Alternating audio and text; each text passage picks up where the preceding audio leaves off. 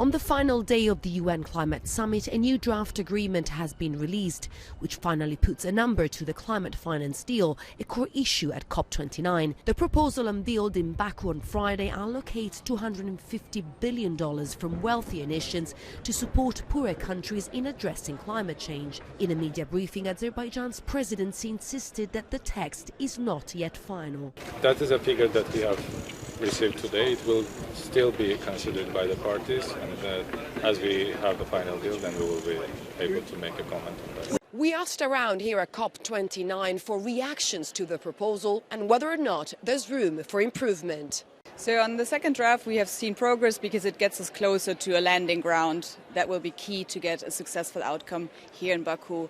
We see that there's 250 mentioned that comes from all sources of finance, and we expect a lot of developing countries to not be satisfied with that because they were hoping that more needs to happen for them to actually adapt to climate change, but also to reduce their emissions much faster. Given all sources will count towards the 250 billion, I can see that it can go higher. It could be around a 300 billion goal or even a 350, because it's not only the countries that will put their money forward, but also multilateral development banks.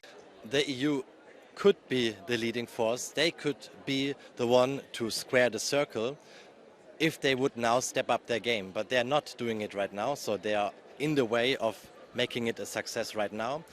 The mitigation the approach on mitigation changed, so there is now a reference to the consensus from last year. There is even a reference to improve it. Also, China is now part of the donor countries, voluntarily, of course, but that was always expected. So it seems that everyone moved, and now the EU has to move because the pressure also now from everyone is on the EU. Giorgio Orlandi for Euronews at COP29 in Baku.